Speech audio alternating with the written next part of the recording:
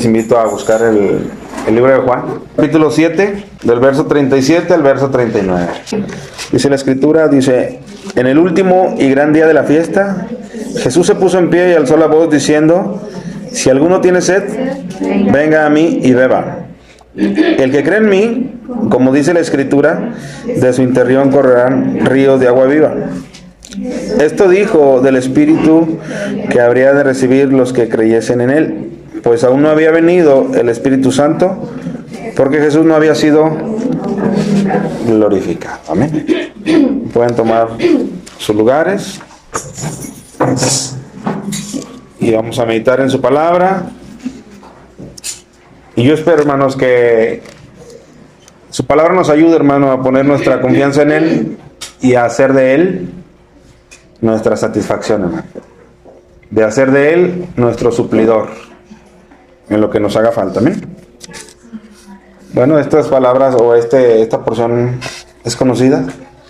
En lo personal, a mí me gusta mucho un evento que ocurre ahí. Siempre lo he dicho, un evento que ocurre precisamente en esta porción. Unos versículos atrás dice que los escribas y los fariseos, sabiendo que él estaba ahí en esa fiesta de la cual vamos a hablar ahorita, la fiesta de los tabernáculos, sabiendo que él estaba ahí presente, dice que los escribas y los fariseos contrataron a algunos soldados para que fueran a aprenderle. Pues ya tenía tiempo que tenían ganas de matarle, ¿no? De destruirle. Y cuando le envían a esta gente, a estos alguaciles, le envían a tomarle, después de un tiempo ellos regresan con las manos vacías. Y esa porción me gusta mucho porque escribas y fariseos le preguntan: ¿por qué no lo trajisteis? ¿Por qué no lo trajeron? Si les dimos indicación, les vamos a pagar bien por haberlo traído. Y ellos testifican y dicen: nunca antes habíamos oído hablar a alguien así. Nunca antes habíamos oído a alguien hablar de tal manera. De tal manera. Y no se referían específicamente a las palabras que él decía, se referían a lo que ellos sentían mientras él estaba hablando, a esa autoridad que él manifestaba al hablar la palabra. Me los imagino ahí, tal vez tras bambalinas, esperando un descuido, esperando un momento en el cual poder atraparle. Y mientras ellos estaban ahí, Jesús hablando, Jesús enseñando y sus corazones siendo tocados. De tal manera que regresan con las manos vacías y testifican: nunca antes alguien ha hablado así como ese hombre. ¿Por qué? Porque les habló el corazón. Entonces yo me gozo en él, que habla también a nuestro corazón. Y ese es un episodio de mis favoritos en esta porción. Y nosotros vamos a introducir un poquito a un momento antes, cuando él está hablando, lo que él dice, lo que probablemente provocó en ellos esa admiración de decir: nunca antes alguien ha hablado de tal manera. Nosotros sentimos algo en nuestro interior cuando le oímos hablar. Bueno, dice ahí: en el último y gran día de la fiesta. ¿Y qué fiesta estamos por analizar? Bueno, tendremos que darle un poquito vuelta al capítulo 7. En el capítulo 7 y al inicio, versículo 1 y 2, dice: después de estas cosas andaba Jesús en Galilea, pues no quería andar en Judea, porque los judíos procuraban matarle. Amén. Ahí está el contexto: los judíos procuraban matarle. Y no es que Cristo tuviera miedo a la muerte, solo es que él sabía que todavía su tiempo no había llegado. Por lo tanto, como dice ahí, él procuraba no ser visto abiertamente. Dice: estaba cerca la fiesta de los judíos, la de los tabernáculos. Por lo tanto, es a esa fiesta a la que nosotros nos estamos refiriendo cuando dice que en el último y gran día de la fiesta, entonces Jesucristo se pone en pie. Bueno, esta fiesta, hermanos, duraba 8 días, una semana. Empezaba desde un día de reposo, un sábado, hasta el siguiente. Entonces ahí eran 8 días los que duraba esta fiesta. Y esta fiesta se realizaba en el mes séptimo para los judíos. Y en esta fiesta, hermanos, como el nombre lo dice, era la fiesta de los tabernáculos. Lo que se hacía es que se conmemoraba el tiempo en el que el pueblo había estado en el desierto, en el cual no tuvieron una casa fija, sino que habitaron en tabernáculos, en casas provisionales, en tiendas. Y las levantaban y las movían. ¿Por qué? Porque tenían un destino al cual llegar y no era el desierto. Y entonces esta fiesta fue instituida ahí estando en el desierto. Jehová pidió: y guardarás esta fiesta y la harás de esta manera. Y entonces por años se venía desarrollando esta fiesta y estamos precisamente en ese momento de esta festividad.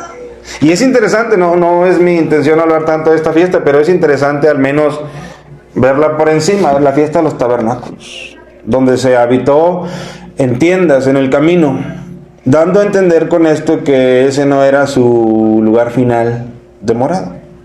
Y esto es muy interesante, hermanos, porque a nosotros también la palabra nos dice exactamente lo mismo. Nosotros estamos en esta vida de una manera transitoria. Amén.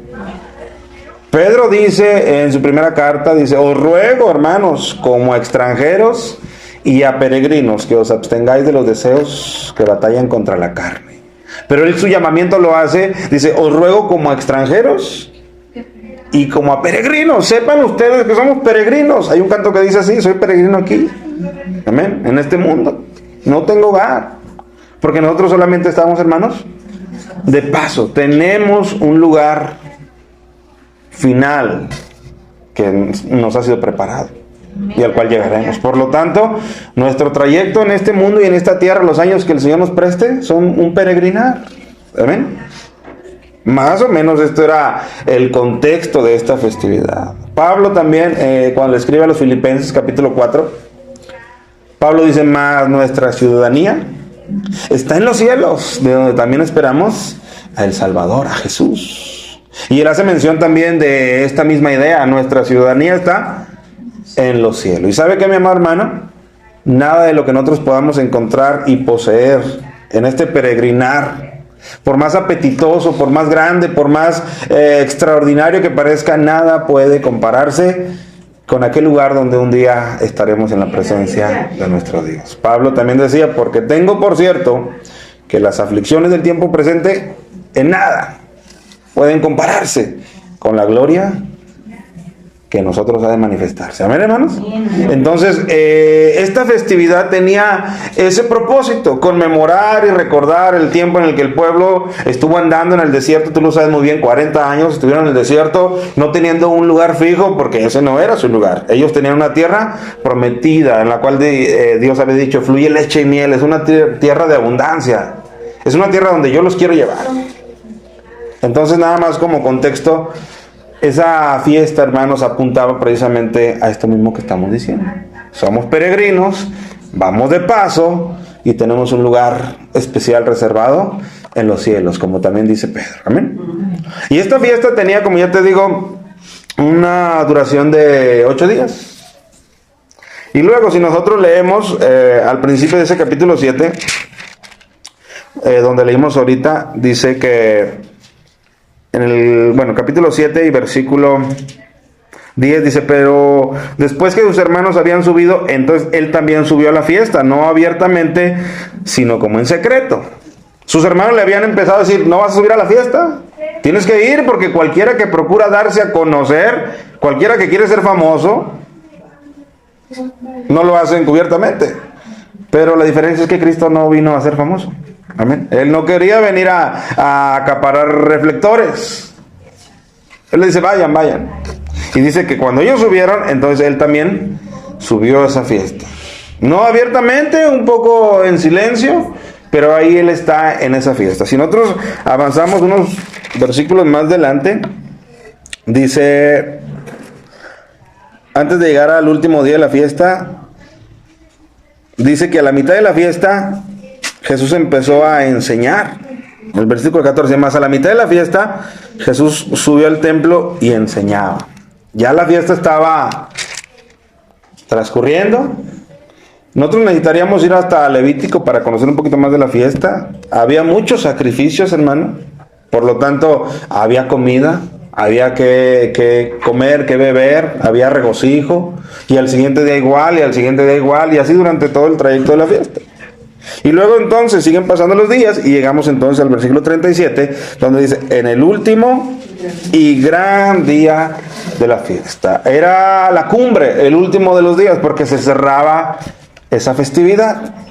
También tenía, hermano, como propósito en esa festividad, agradecer a Dios por la cosecha que se venía. Entonces, en ese último de los días, leyendo yo un poquito de historia, quería yo conocer más de esta festividad, encontré un dato que me pareció muy interesante, de una fuente histórica, en el cual comenta que dentro de esta festividad, ya precisamente en ese último y octavo día de la fiesta, el sacerdote en procesión con el pueblo iban hasta el estanque de Siloé, que estaba ahí cerca, y sacaban tinajas de agua y las traían otra vez hacia el altar y hacían un ritual con esa agua que ellos traían de ahí. Y era costumbre, hermanos, que en medio de toda esa festividad, pues el agua estuviera presente. Y lo hacían en memoria de que también cuando estuvieron en el desierto, Dios fue su provisión cuando había necesidad de agua, que ahorita vamos a ver ahorita. Y en esa fuente se comentaba que ellos leían una porción, si gustas acompañarme, en Isaías capítulo 12. Voy a leer solamente el inicio del versículo 1 y luego me voy a brincar al versículo 3. Dice, en aquel día dirás, y luego hay un dicho que se pronunciaba. Pero en el versículo 3 dice, sacaréis con gozo aguas de las fuentes de la salvación.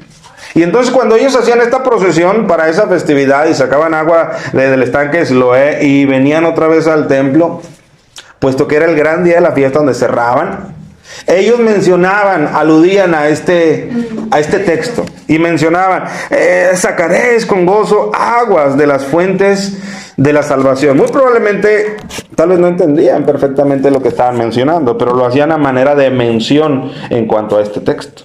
Ahora es interesante, hermanos, vean este detalle.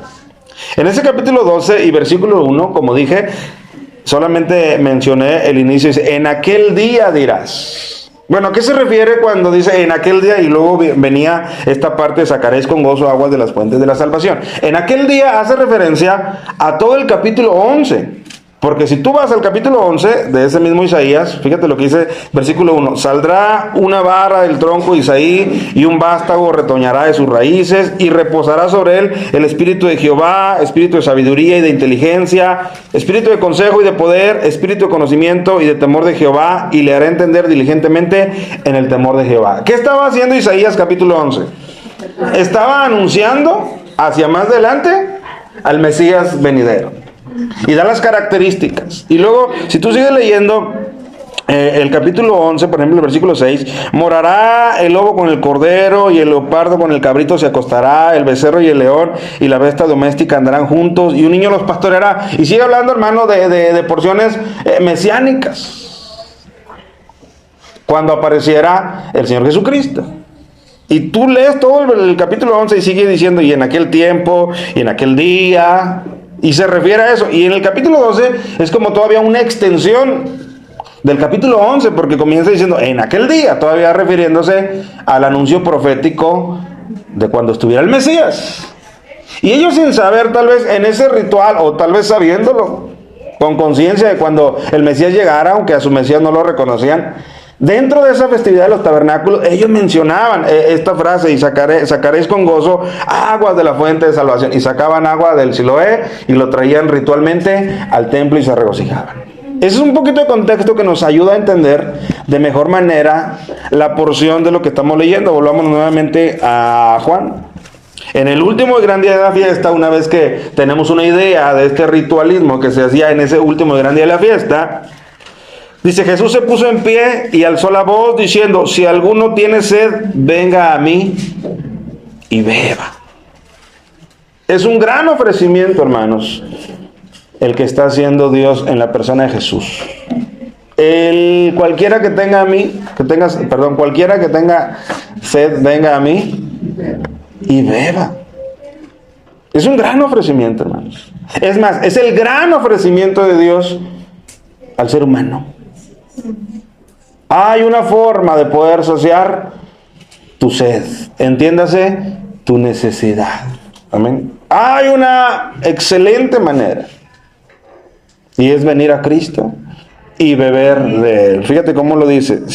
Él se puso en pie y dijo a gran voz, fíjate, a gran voz, claro, Él quería ser oído. Después de que había actuado los días anteriores de manera sigilosa, de manera como incógnita, discreta, en ese momento Él se pone en pie y a gran voz Él dice: si alguno tiene sed, venga a mí y beba. Y esa es la gran invitación, hermano, para cada uno de nosotros. Algunos, en su mayoría, ya hemos venido a Él, ya hemos bebido de Él. Pero seguiremos hablando ahorita en cuanto a ser saciados continuamente de Él, aunque ya hayas venido a Él. Amén. Dice: el que cree en mí, como dice la Escritura, de su interior correrán ríos de agua viva. Y Él lo está diciendo, hermanos, porque en esa práctica ellos iban y tomaban agua y la traían y mencionaban un texto de Isaías. Y Él dice: es mejor que este ritualismo, que lo que hace es solamente apuntar al verdadero proveedor de agua viva. El que cree en mí, de su interior correrán ríos de agua viva. Va a haber agua corriendo continuamente, que es diferente a una agua estancada, proporcional. Así que Él está haciendo una propuesta inmejorable, hermanos. Y luego Juan, hermanos, inspirado por el Espíritu, nos ayuda a entender con más claridad estas palabras de Cristo. Fíjate lo que dice verso 39. Ahora está hablando Juan, el escritor. Dice: esto dijo del Espíritu que habían de recibir los que creyesen en Él. Tal vez en ese momento su audiencia que lo escucha, tal vez lo escucha y lo toma como algo poético, como algo no literal, o tal vez no lo entienden. Bueno, tal vez no era para que le entendieran en ese momento, todavía faltara que él fuera a la cruz y resucitara, para que entonces esto cobrara mayor intensidad. Esto dijo del Espíritu que habrían de recibir los que creyesen en Él, pues aún no había venido el Espíritu Santo. Claro, porque nosotros sabemos que eso ocurre hasta Hechos capítulo 2, ¿estamos de acuerdo? Hasta después de su muerte, sepultura, resurrección y ascensión. Y entonces Juan, desde su óptica, ayudándonos a comprender que esas palabras y que esos ríos de agua viva, Cristo se está refiriendo al Espíritu Santo que Él pondría en cada uno de los que creyesen en Él. Estos ríos de agua viva, hermanos, servirían para satisfacer toda necesidad que pudiéramos nosotros tener de cualquier índole. Y ese es mi tema, hermanos. Esa es mi intención. ¿Estás tú saciando tus necesidades en Él? Verdaderamente su oferta es para ti un tesoro. Estás bebiendo continuamente de Él. En Juan 10:10, Jesús dice: el ladrón no vino sino para robar, matar y destruir. Pero después dice: pero yo he venido para que tengan vida y para que la tengan en abundancia. Esa es su oferta, eso es su ofrecimiento. Si a ti y a mí no nos satisface su ofrecimiento, yo creo que nos hace falta volver a beber de Él. Y ¿sabes qué, mi hermano? Este ofrecimiento de Cristo, poniéndose en pie, diciendo: si alguno tiene sed de mí, venga y beba, no es la primera vez que ocurre en la Escritura este ofrecimiento. Este ofrecimiento lo podemos encontrar por todos lados. Quisiera que me acompañaran a un texto que se encuentra en 1 Corintios, el cual nos va a dar pie para ir desarrollando más este ofrecimiento de Cristo, como el agua que sacia, como el agua viva. En 1 Corintios, cuando Pablo está haciendo un recuento del pueblo y de un recuento del tiempo en el desierto, 1 Corintios 10, dice Pablo a los Corintios: porque no quiero, hermanos, que ignoréis que nuestros padres todos estuvieron bajo la nube y todos pasaron el mar, y todos en Moisés fueron bautizados en la nube y en el mar, y todos comieron el mismo alimento espiritual, y todos bebieron la misma bebida espiritual. Está haciendo un recuento del tiempo en el desierto y está mencionando elementos y episodios que ocurrieron en el desierto. Pero fíjate cómo dice en ese versículo 4, y todos bebieron la misma bebida espiritual, porque bebían de la roca espiritual que los seguía, dice, y la roca era Cristo. Él está espiritualizando, está haciendo una analogía de lo que ocurrió en el desierto físicamente, que ahorita lo vamos a mencionar, y él lo está trayendo a nuestros días, y él está diciendo, esa roca de la cual ellos bebieron en el desierto, el cual yo te invito a que vayas buscando, Éxodo capítulo 17, esa roca que les provió a ellos agua para saciarles su sed. Hermano, dígame qué tan normal o qué tan constante es que una roca destile agua en medio del desierto. Ahora, no eran 10 ni 20. Eran más de 500,000 de personas que estaban en el desierto, sedientas. Imagínate, hermanos, 500,000 de personas en nuestros días, que llegaron a nuestra colonia, que tiene llaves. Aún así sería difícil satisfacer la necesidad de agua para tantas personas en un mismo momento. Pues ahora imagínate este mismo escenario, pero en el desierto. Después de días donde la escritura donde vamos a ir dice que el agua se había terminado. Éxodo capítulo 17, vayan ahí por favor. Pues entonces lo que debió haber ocurrido ahí, si no es un milagro, entonces yo no sé cómo llamarlo de otra manera. Y Pablo está mencionando a ese evento. Éxodo capítulo 17. Dice, toda la congregación de los hijos de Israel, esos más de 600,000 personas, partió del desierto de Sin por sus jornadas, conforme al mandamiento de Jehová, y acamparon en Refidim. Y no había agua para que el pueblo bebiese. ¿Cómo te imaginas, hermano? ¿Llevas algo de equipaje? No mucho, pero llevas algo de equipaje. Dice, caminaron por sus jornadas, o sea, ya llevaban varios días avanzando hacia donde el Señor le iba indicando a Moisés que avanzaran. Y luego, no hay agua en el campamento. No hay agua en derredor y no hay más que solamente esta necesidad de sed. Dice, y altercó el pueblo con Moisés y dijeron, danos agua para que bebamos. Y Moisés les dijo, ¿por qué altercáis conmigo? ¿Por qué tentáis a Jehová? Así que el pueblo tuvo allí sed y murmuró contra Moisés. Hermano, la necesidad así es. La necesidad te empuja. La necesidad te hace que en ese momento nos nublemos y simplemente pidamos. Y a veces pedimos mal.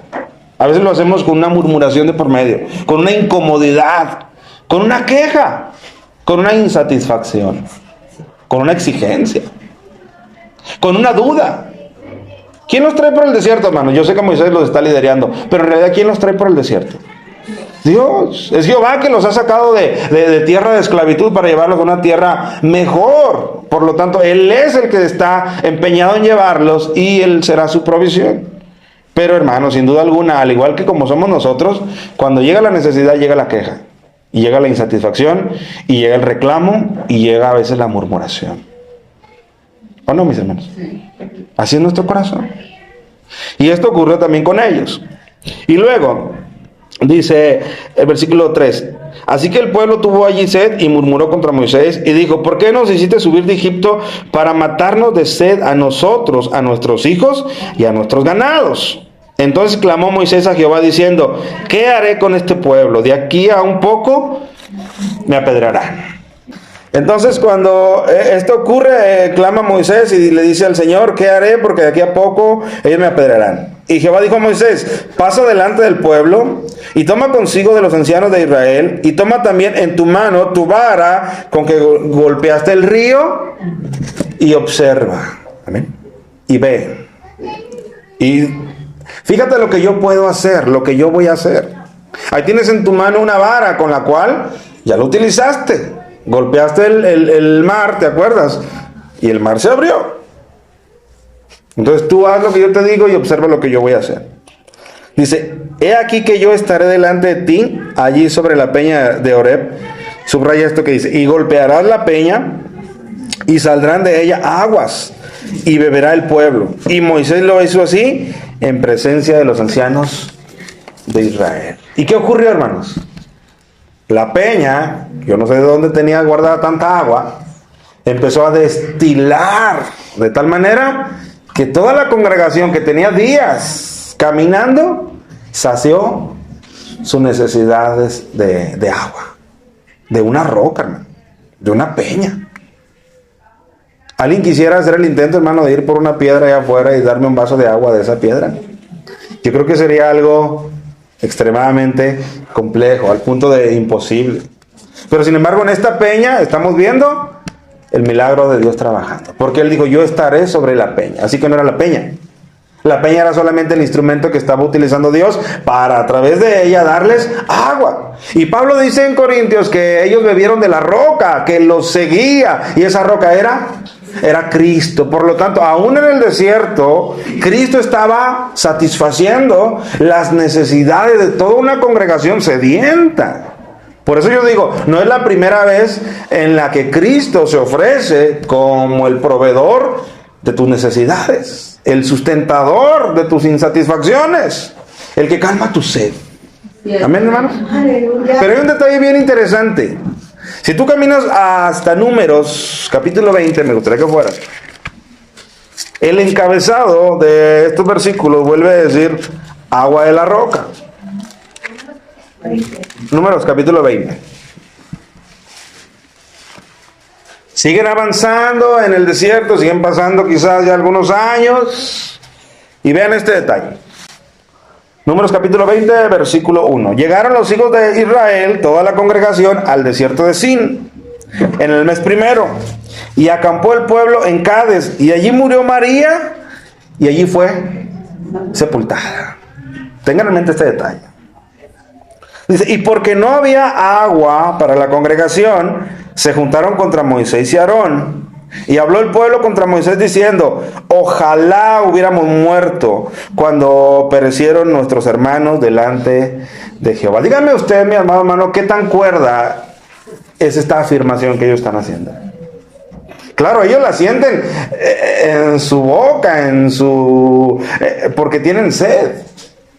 Hermano, a veces cuando nosotros no ubicamos la fuente en la cual saciar nuestras necesidades, o las intentamos saciar en otro lugar que no es el correcto, en Cristo, a veces nos lleva a pensar disparates, a que nuestras palabras suenen violentas. Fíjate lo que dicen ellos, ojalá hubiéramos muerto cuando perecieron nuestros hermanos delante de Jehová. Tenían sed. Y ya se les había olvidado que en otra ocasión Dios había abierto la peña. ¿No podría Dios nuevamente volver a abrir la peña para proveerles? Claro que podría. Y tan es así que es lo que va a ocurrir aquí en esta porción. Pero yo quisiera que vieras ese detalle. Como cuando nosotros tenemos necesidad, que todos la tenemos, y cuando la malenfocamos o no vamos a la fuente correcta para satisfacerla, nuestra mente no piensa bien. Nuestro ánimo tampoco es el mejor. Y lo que saldrá de eso será muy probable una frase equivocada, un pensamiento equivocado. ¿Amén? Ellos están diciendo, ojalá hubiéramos muerto. Y esto no solamente le ocurrió a ellos. Como vamos a ver un momento más adelante, también le ocurrió a Moisés. ¿Tú recuerdas cuál fue la causa por la cual Moisés no pudo entrar en la tierra prometida? ¡Qué frustración! Imagínate ser el conducto por el cual Dios te utiliza para sacar a todo un pueblo y soportarlo durante 40 años que continuamente le estuvieron pegando y pegando a Moisés en el ánimo, en la crítica. Y cuando están a punto de entrar, Moisés, tú no vas a entrar. Bueno, porque Moisés también cayó un poco en este ánimo de este pueblo. Sigamos leyendo. Cuando ellos dicen, ojalá hubiéramos muerto, dice el versículo 4. ¿Por qué hiciste venir, ellos siguen hablando, por qué hiciste venir la congregación de Jehová a este desierto para que muramos aquí nosotros y nuestras bestias? ¿Y por qué nos has hecho subir de Egipto para traernos a este mal lugar?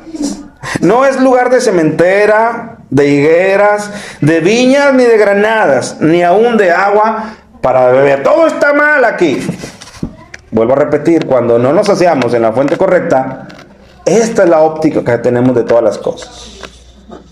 No, la iglesia donde voy está mal. No, el hermano que predica está mal. Y todo empezamos a verlo mal.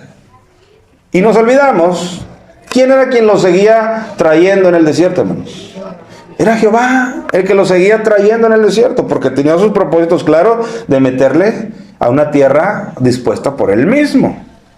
Y entonces ocurre, el versículo 6.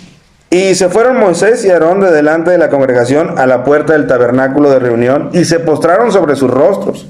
Y la gloria de Jehová apareció sobre ellos. Y habló Jehová a Moisés diciendo, toma la vara, esa bendita vara, ¿verdad? Que ya en otras ocasiones te ha servido bastante. Toma la vara y reúne la congregación, tú y Aarón tu hermano. Y escucha, y hablad a la peña a vista de ellos, y ella dará su agua, y le sacaréis agua de la peña, y daréis de beber a la congregación y a sus bestias. Entonces Moisés tomó la vara de delante de Jehová, como él le mandó, y reunieron Moisés y Aarón a la congregación delante de la peña, y les dijo, oíd ahora, rebeldes, ¿os hemos de salir aguas de esta peña? Entonces alzó Moisés su mano y golpeó la peña con su vara 2 veces, y salieron muchas aguas, y bebió la congregación y sus bestias. ¿Qué pasó? ¿No? ¿Que no? Miren, ya aquí habían transcurrido muchos años. Muchos de los que vieron la primera vez que la peña brotó agua ya no estaban ahí. Prueba de eso es de que la queja en esa primera vez que tuvieron sed, ellos decían, ¿por qué nos has traído aquí donde muramos nosotros, nuestros hijos y nuestras bestias? Y aquí si tú te fijas, la queja, ellos dicen, ¿por qué nos trajiste aquí donde muramos nosotros y nuestras bestias? ¿Por qué? Porque ya no está la primera generación. Ya la primera generación han pasado años y ya ha quedado consumida en el desierto. Jehová lo había dicho. Hasta que toda la generación de los que salieron se ha consumido en el desierto porque no me creyeron. Y gran parte de ahora esto tal vez no vio aquella vez que la roca destiló agua. Pero quien sí lo vio fue Moisés y fue Aarón. Ahora, antes de seguir con esto, vean este detalle cuando la insatisfacción se ha desbordado. Cuando la insatisfacción me consume y no estoy saciándola en la fuente correcta, que es Cristo. Este detalle yo te dije que tuvieras en mente que acaba de morir María. Tú, María, la hermana de Moisés y Aarón. ¿Cómo tú te imaginas anímicamente a Moisés y Aarón cuando tiene unos días que su hermana ha muerto? Pues sin duda alguna como nosotros, porque somos carne. Han perdido a un familiar y sin embargo el pueblo no tiene nada de consideración que ellos están en sus días de luto. Y están tirándoles piedras con todo, anímicamente. Sin importarles si tú te dueles o no te dueles, yo tengo sed. Hermano, cuando mi insatisfacción me ha desbordado, a mí no me importa nadie más. Ni cómo se pueda sentir alguien más, ni cómo la esté pasando alguien más. Tú dame agua. Hey, estoy en mis días de luto. Mi hermana la acabamos de enterrar. Eso a nosotros no nos interesa. Porque mi corazón está insaciado, está falto. Mi hermano, mientras nosotros no saciemos continuamente nuestra vida en Cristo, tristemente este será el estilo de vida de nuestro carácter, de nuestro pensar. Esto es lo que evidencia en nuestro exterior. Pero ahorita vamos a avanzar a cuando sí nos satisfacemos en el Señor. Y entonces, ¿qué le dijo Dios a Moisés? Mira, ahí tienes tu vara. Ve a la roca y háblale a la roca y ella te va a dar agua para que todos sean saciados. Ahí está la provisión de Dios. Ya dijimos que Pablo, según Corintios, dice, esta roca era Cristo, metafóricamente hablando. ¿Y qué hace Moisés, hermano? Le pega a la roca, porque no creyó. Y le pega a la roca y la roca responde y derrama agua por completo y todos son saciados. Bueno, ¿cuál es la diferencia, hermanos? Si al final de cuentas el agua brotó, si al final de cuentas la vara fue usada, sí, la diferencia fue que en un primer momento Dios le dijo a Moisés, golpea la roca y esta te dará aguas. En un segundo momento le dice, mira, la roca ya no hay por qué golpearla. Ya solamente Háblale. ¿Qué nos quiere decir esto? Si la roca es Cristo. Hermano, Cristo solamente fue crucificado y golpeado una sola vez. Amén. Y cuando Él fue golpeado y crucificado por nosotros, entonces nosotros fuimos provistos de sus aguas para que nosotros fuéramos saciados. Pero vuelve otra vez a hacernos falta. Ok, acércate a la roca y háblale, ¿no? Dice, y vuélvelo otra vez a crucificar, a golpear. Porque tan solo con que tú le hables, con que tú le pidas, mira, el agua que me diste tiempo atrás, otra vez la necesito. Y dice, y la roca te dará libremente agua. ¿Te fijas cómo en el Señor tú puedes encontrar tu lugar de satisfacción, tu lugar de descanso? Ya no hace falta otra vez volverle a golpear, a vituperar, a crucificar, porque con una sola vez basta para que Él sea el proveedor hasta la saciedad de nuestras necesidades. Nos dice la palabra, mas buscad primeramente el reino de Dios y su justicia. Y luego dice, y después todas las demás cosas, todo aquello en lo que tú encuentras insatisfacción, todo va a ser suplido por Él. Pero desafortunadamente, hermanos, como que Moisés no escuchó bien, no entendió y golpeó la roca. Y Dios le dijo, no vas a entrar. No me glorificaste a ojos del pueblo, no creíste, golpeaste por segunda vez la roca cuando yo claramente te dije, la roca ya no se golpea, la roca solamente se le habla, se le dice, dame agua y ella te va a dar. Y entonces aquí vemos nuevamente, hermano, una roca destilante de agua necesaria y todo el pueblo bebió. Y su necesidad fue cumplida. Fue saciada. Y sabes qué, hermano, hasta el día de hoy, yo no sé cómo vivas tú. Yo no sé cuál sea aquello que trastorna tu interior y no te deja estar tranquilo. Porque sea que sea una necesidad o sea que sea algo que no hemos comprendido. Pero ¿sabes dónde podemos saciarla? En el mismo que se puso en aquel gran día y último de la fiesta. Y dijo, si alguno tiene sed, venga a mí y beba. Y el agua que yo le voy a dar, el agua va a ser en ustedes ríos de agua viva. Y Juan dice, eso lo decía hablando del Espíritu Santo que aún no había venido, pero que habría de venir, el cual ya vino y el cual está en cada uno de nosotros. Hermano, el Espíritu que el Señor ha provisto, el Espíritu Santo que ha provisto para tu vida, es el que puede hacer que tus necesidades sean saciadas. Ahora, hay un detalle bien interesante. A veces, hermano, somos creyentes, tenemos el Espíritu y aún nos sentimos en insatisfacción. Bueno, eso no es porque el Espíritu no sea suficiente. Eso es porque en nuestra mente no identificamos cuáles son nuestras necesidades primarias y prioritarias. Amén. Y a veces nuestras necesidades primarias y prioritarias no les prestamos atención. Y claro, en automático va a llegar frustración a mi vida porque yo estoy considerando otras necesidades como más prioritarias en mi vida. Y entonces, hermano, Dios no me da lo que yo le pido. Dios me da lo que yo realmente necesito en su providencia y en su capacidad de conocer mejor mi vida. Amén. Y entonces yo estoy orando, entonces yo estoy pidiendo, o entonces yo estoy pensando o imaginando de tales cosas que yo creo que necesito y no son provistas, y entonces cae a mi vida una insatisfacción que no debería de estar ahí. Y no debería estar ahí simple y sencillamente porque yo debería de identificar con mayor claridad cuáles son mis verdaderas necesidades. Amén. El Señor dijo, no tenéis porque no pedís. A ver, hermano, un momento, yo claro que pido, yo todo el tiempo estoy pidiendo. Y luego después dice el Señor, y no pedís porque, y no tenéis porque pedís mal.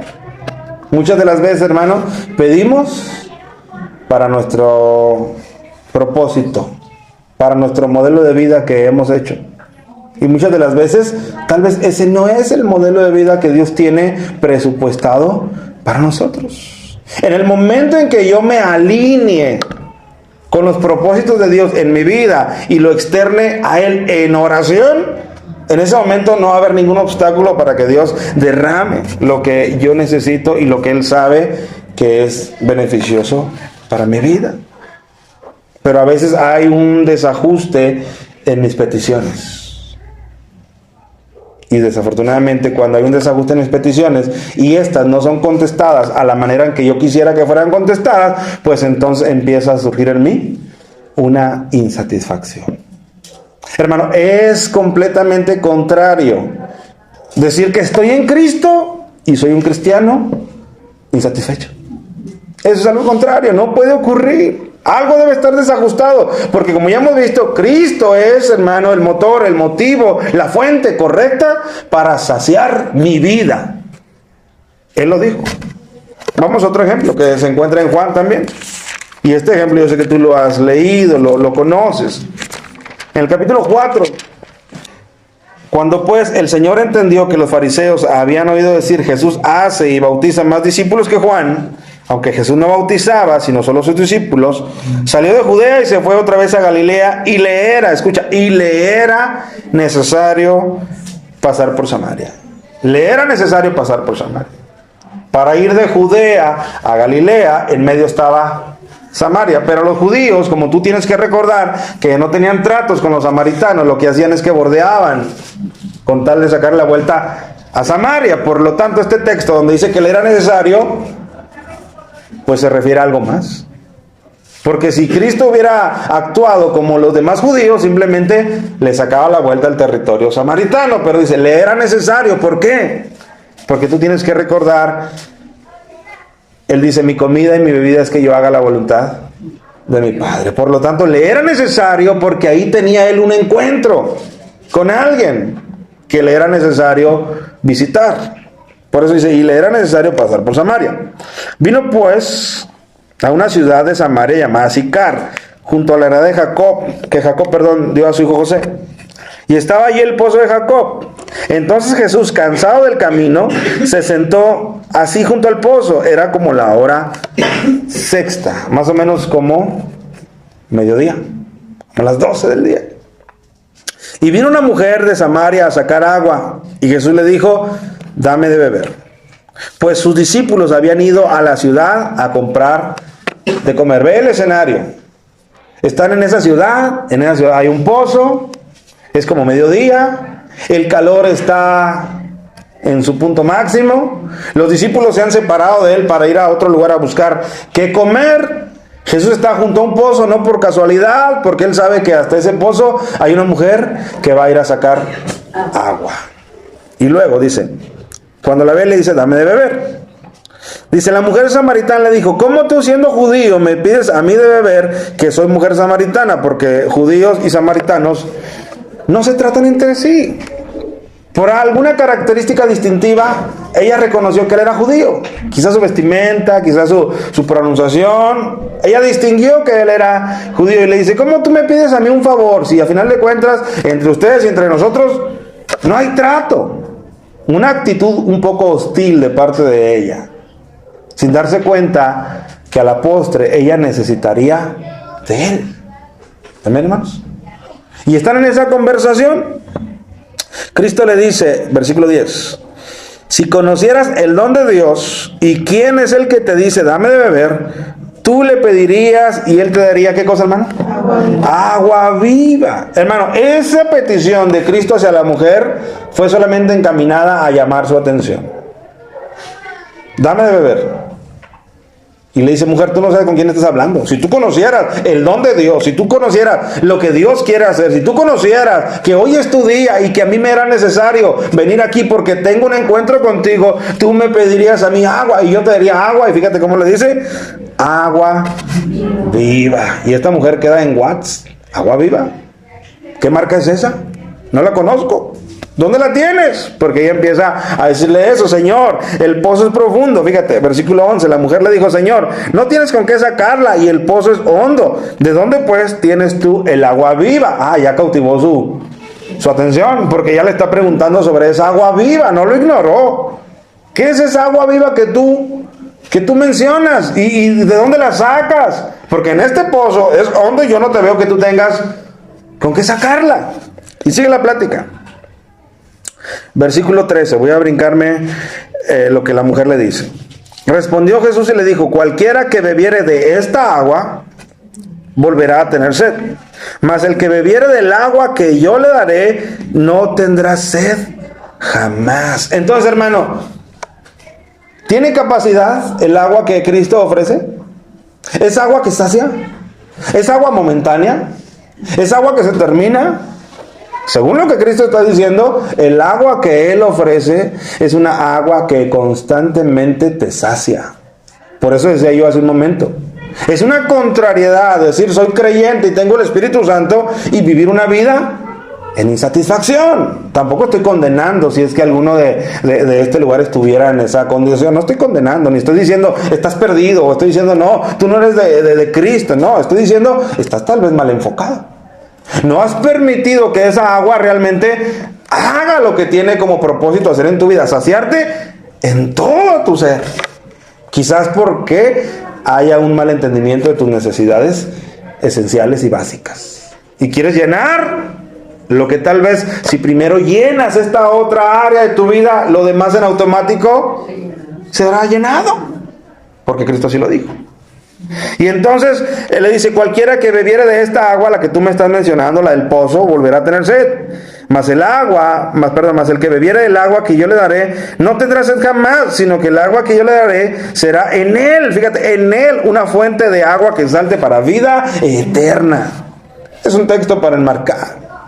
Una fuente, Él se está refiriendo a una fuente natural, hermano, una fuente como la que nosotros vemos en algún monumento o algo así. Es una fuente natural de una vertiente la cual continuamente esté brotando agua. Eso es lo que hace el Espíritu Santo en tu vida y en la mía. Cuando llega hasta nuestras vidas una necesidad que empiece a mermar nuestro ánimo en el Señor, el Espíritu Santo dice: aquí estoy para rehidratar tu ánimo y que tú vuelvas a estar contento y satisfecho en el Señor que te rescató. Eso es lo que Cristo le está diciendo a esta mujer, aunque esta mujer no lo entiende, pero Cristo la quiere hacer entender. Claro, esta mujer no le está entendiendo. Le dice la mujer: Señor, dame esa agua para que no tenga yo sed ni venga aquí a sacarla. Todavía no le he entendido.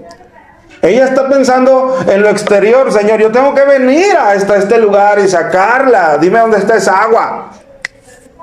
Ahora, como detalle, esta mujer está en el más abrasador de los calores, saliendo a sacar el agua, a ir por el agua. Cuando tal vez lo más apropiado sería, bueno, en un momento cuando el sol ya no estuviera tan fuerte, o muy de mañana, o tal vez un poquito ya declinando el día, de manera que no tenga que llover. Pero ¿por qué ella venía a esa hora, hermano? Si no era el momento más apropiado. Bueno, esta mujer no gozaba de un muy buen testimonio en la ciudad. Tanto que si otras mujeres salían a esa hora, pues para ella era irresistible salir juntamente con ella. ¿Por qué? Fíjate lo que ocurre. Después de que ella le dice: dame esa agua para que yo venga, para que ya no venga yo aquí a sacarla, Jesús le dice: ve y llama a tu marido y ven acá. Y entonces él va a empezar a saciar esa sed que ella tal vez no se ha dado cuenta. Yo quisiera que vea este detalle. Ve, llama a tu marido y ven acá. Respondió la mujer, le dijo: no tengo marido. Jesús le dijo: bien has dicho, no tengo marido, porque 5 maridos has tenido y el que ahora tienes no es tu marido. Esto has dicho con verdad. ¿Cómo te imaginas a esa mujer en ese momento? Ella le dice: no tengo marido. Y Cristo le dice: bien, mujer, tienes razón, no tienes marido, porque 5 maridos has tenido. Imagínate cómo siente ella. 5 maridos has tenido y andas ahorita con uno. ¿Y ese no es tu marido? Entonces, ¿te fijas cómo es que ella no gozaba de la mejor de las reputaciones en la ciudad? Por eso tenía que salir a una hora en la cual no fuera objeto de crítica o señalamiento, aunque esto le costara salir en el más arduo de los calores del día. Y ahí estaba ella. Ahora, ¿qué vemos en ella? Un reflejo claro de nuestras vidas, de la vida sin Cristo. ¿Dónde lo veo? 5 maridos. 5 maridos has tenido, mujer. ¿Por qué has tenido 5 maridos? Porque no has encontrado en ninguno de ellos una satisfacción, una tranquilidad, una paz, una calma, un sentido oh, estoy contenta, contentamiento. No, has tenido que buscar en uno y no lo hallaste. ¿Y qué hiciste? Fuiste a buscar en otro. ¿Y qué pasó? No lo hallaste. Y dijiste, con un tercero. Y no ocurrió. Y después, con un cuarto. Y después, con un quinto. Y después, con un sexto. Porque acuérdese que el que tiene ahora no es tu marido. ¿Y cuál era el camino para esa mujer si no se encuentra con Cristo? Bien sencillo. Un séptimo, un octavo, un noveno. Y así todo el tiempo hasta que sus días terminaran. ¿Por qué? Porque el problema no se encuentra en el exterior, mis hermanos. El problema del hombre y de la mujer no se encuentra en el exterior. Por eso digo que muchas veces la insatisfacción ocurre porque no nos damos cuenta de las prioridades que necesitan ser saciadas. El problema no está afuera. El problema está en el interior, en el corazón. Así que aunque ella buscara 100, ella seguiría buscando uno más y uno más. Porque ella pensaba que la solución estaba afuera. Y la solución estaba, o el problema estaba adentro, hermanos. Y eso es una realidad. Mientras tú no te des cuenta que el problema es dentro y que el problema es de corazón, tú querrás saciar tu vida con vacaciones, con viajes, con posesiones, con un estatus económico. ¿Y qué crees? El problema seguirá estando ahí. Me voy a cambiar de residencia porque este lugar o esta ciudad es más tranquila, es más fresca. Y vas a esa ciudad y ¿qué crees? El problema sigue ahí. Y puedes irte al fin del mundo si tú quieres. ¿Y qué crees? El problema va a seguir ahí. Y puedes llenar tus alcancías de dinero tal vez porque piensas que el problema es porque no completas. ¿Y qué crees que va a ocurrir? El problema va a seguir estando ahí porque el problema no es un problema de afuera. El problema es un problema en el corazón. Y solo Cristo, amado hermano, puede llegar hasta el corazón y poner su trono en el corazón. Y una vez que pone su trono en el corazón, decirte, ahora verdaderamente estás completo en mí. Ahora verdaderamente puedes tener paz en mí, porque yo cumplo y sacio tus necesidades más básicas, como la del perdonar tus pecados, como la de tomar tu mano y tomar la mano de Dios y hacer una reconciliación en un conflicto que había entre tú y Dios. Esas son necesidades básicas y Cristo las satisface. Y cuando esas necesidades básicas en Él están satisfechas, entonces las demás en catarata empiezan a caer. Nosotros leíamos el otro día la vida de los primeros cristianos, cómo ellos veían la necesidad que tenía el otro y ellos vendían lo que tenían y proveían para los demás. ¿Por qué? Porque ellos eran gente que su necesidad más básica en su interior estaban satisfechas, de tal manera que lo demás era lo de menos. Cuando tú vengas a Cristo y bebas realmente de su agua que Él da, entonces lo demás, tu conflicto, será lo de menos. ¿Por qué?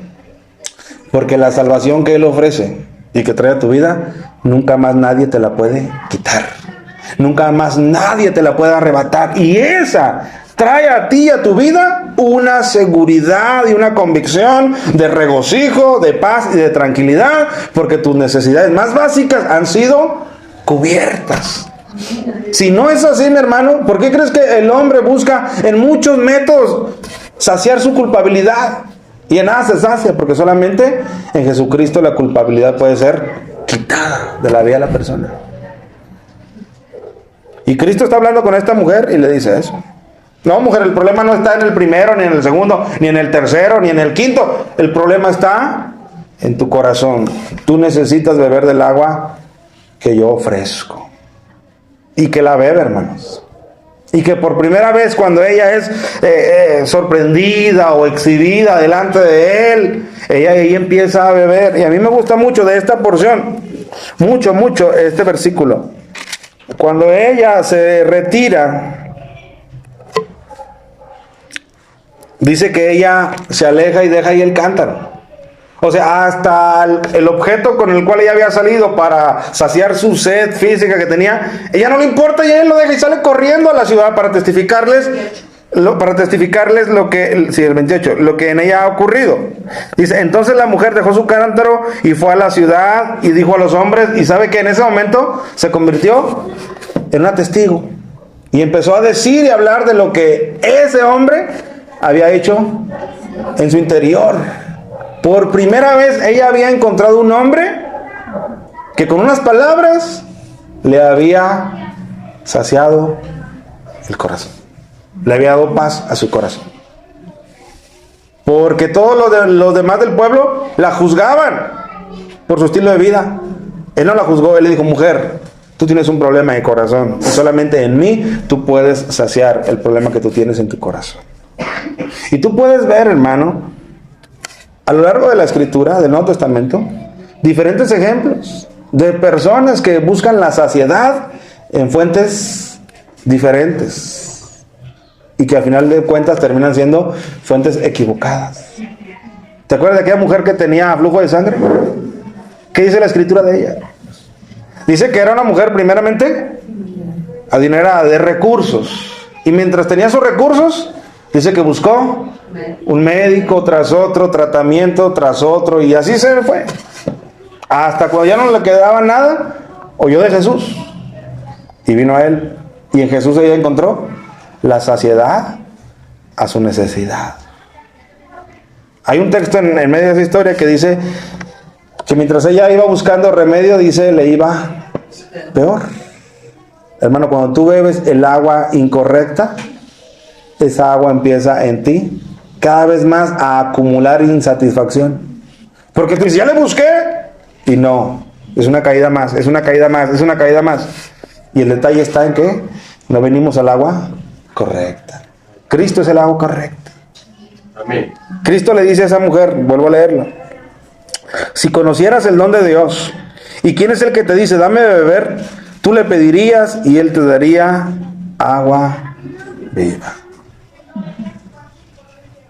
Hermano, él es el único que puede saciar toda insatisfacción, toda necesidad, toda confusión. Él sacia las necesidades básicas de todo ser humano, él las cumple, y después las necesidades secundarias quedan satisfechas también. Y para cerrar, hermanos, voy a leer ese texto que se leyó ahorita al principio, por parte de la hermana, para que tú veas cómo de principio a fin de la Escritura hay un agua disponible para ti y para mí. Fíjate en Apocalipsis lo que nosotros leímos. Ya para cerrar, al final Cristo sigue diciéndonos, casi al terminar la inspiración de la Escritura. Cristo dice en Apocalipsis 22, versículo 17. Dice, y el Espíritu y la esposa dicen, ven, y el que oye, diga, ven, y el que tiene sed, venga, y el que quiera, tome del agua de la vida gratuitamente. ¿Te fijas cómo al final, hermano, de la inspiración escrita, sigue habiendo una invitación para ti y para mí? El que tenga sed, venga a mí y beba.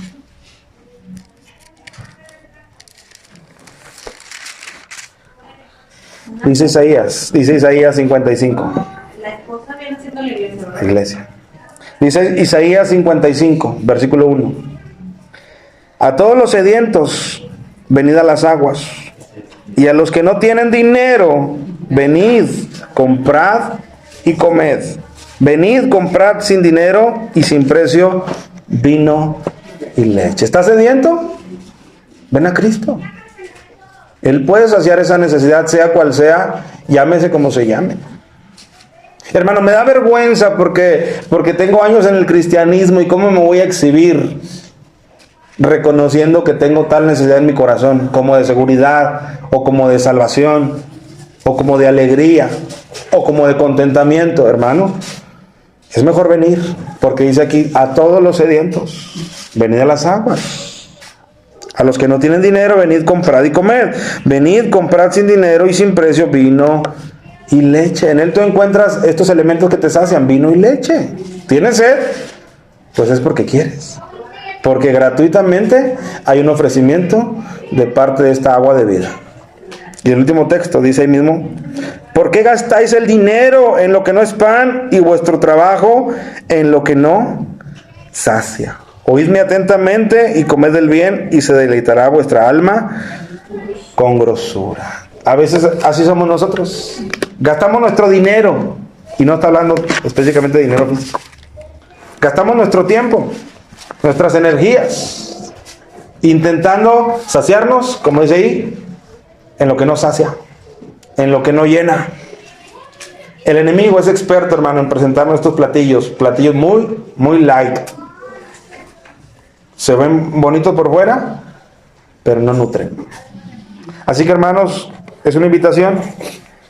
Si usted quiere, usted puede venir y beber del único que puede llenar sus necesidades, sea cual sea.